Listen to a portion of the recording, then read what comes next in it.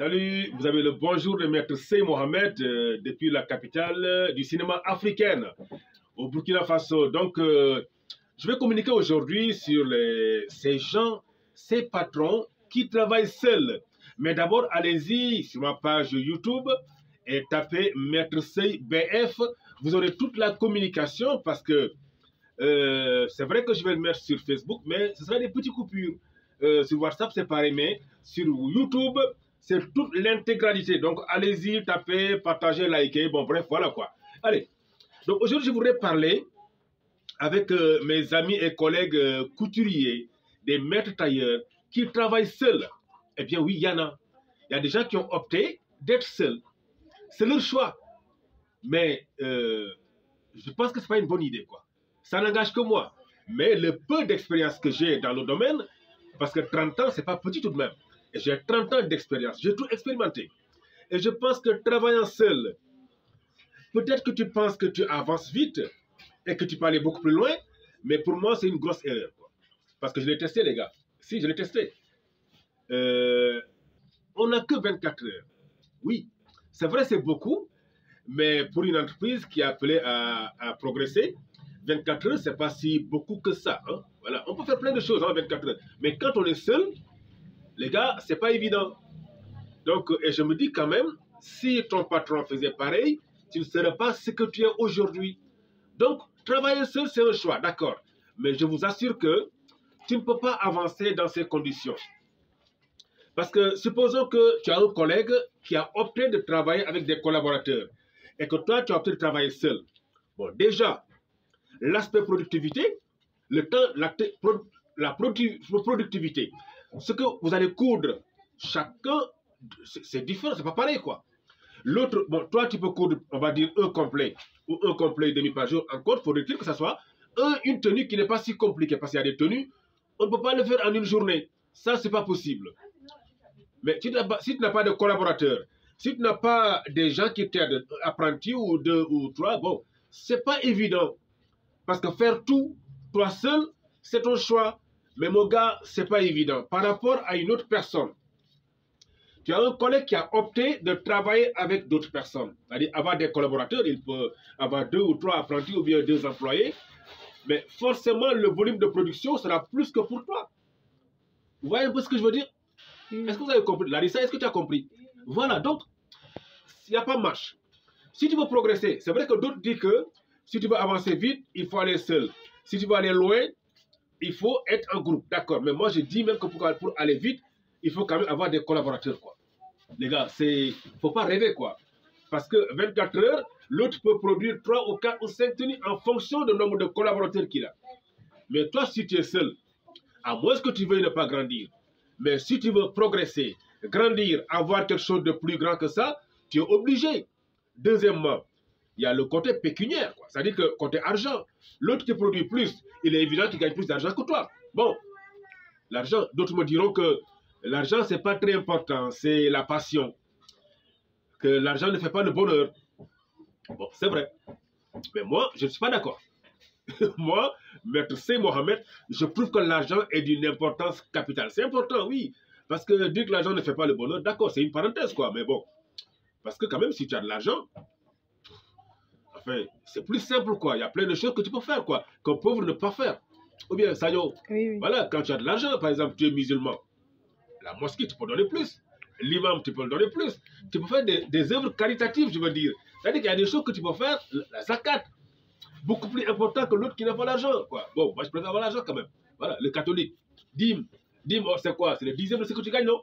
Alors, je veux dire que si tu es catholique quand même et que tu as de l'argent, c'est quand même plus intéressant de donner plus, quoi. Tu es remarqué même. Et puis bon, le pasteur, il est content. Enfin, le pasteur, c'est chez les protestants, non? Et même chez les protestants, tu as 1000 chances que le pasteur vienne te rendre visite. Ah, là, c'est... Parce que si tu n'as rien, tu es pauvre. Les gars, c'est pas sûr qu'il viendra de temps en temps te rendre visite, hein. Tu es protestant, toi, tu es protestante, là? Non, catholique. Bon, parce que, bref, c'est une parenthèse, mais pour dire que, même sur le côté économique, revenu financier, c'est sûr que celui qui a opté à ouvrir son cœur, accepter les autres, accepter d'apprendre les autres, et puis collaborer avec eux, les accepter avec leurs défauts et leurs faiblesses et tout, et accepter de les apprendre le métier, de les transférer les compétences là. Bon, forcément, côté volume de production, il te bat aller-retour, quoi. Il n'y a pas marche, quoi. Donc, ça, rien que ça, c'est à fait des choses. Il est important de s'ouvrir et d'accepter de travailler avec des gens. Il faut accepter de travailler avec des personnes. Mais travailler seul, ça peut être un choix, d'accord? Mais tu as 24 heures, mon gars. Et ta santé, il y a ta santé qui est là. Être seul, au four et au moulin, aller acheter ceci, repasser, se lever, faire ceci, cela. Mon gars, si tu es jeune, d'accord, c'est possible peut-être. Mais la couture, plus tu prends de l'âge, des maux de dos, des hémorroïdes, mon Dieu, c'est-à-dire que côté santé, ça va jouer forcément. Donc, même si, ne serait-ce que sur le plan santé, c'est pas intéressant quand même de travailler seul. Voilà quoi.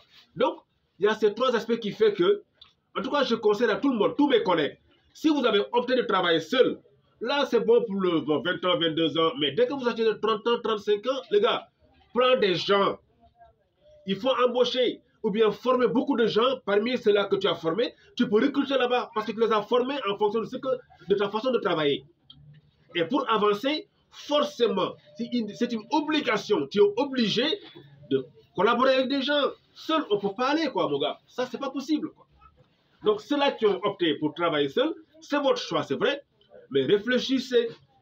Parce que ce que tu peux faire en 20 ans, 22 ans, plus tu prends de l'âge à 30 ans, 35 ans, 40 ans, et tu es seul dans ton lieu de travail, d'abord, c'est pas... Non, il y a des clients qui ne viendront pas dans ce genre d'atelier. Ah oui, il y a des gens comme ça. Quand ils te voient seul, tu es seul, rien ne change. Tu as beau avoir la volonté, mais la force n'y est pas pour faire ça. Et quatrième chose qui est plus important pour moi, et là c'est la fin quoi, c'est très très très important pour moi. Il est important, c'est une obligation pour moi, l'État même devait imposer à tous les chefs d'atelier de garage de former les jeunes. Il faut les former. Parce qu'en formant ces jeunes filles et garçons, mais ils vont maîtriser un métier et créer des structures et former d'autres personnes et gagner de l'argent. Cet argent, on ne découpe pas les 10 000 mètres dans la bouche pour manger. Est-ce qu'on mange des billets de banque? Je ne pense pas.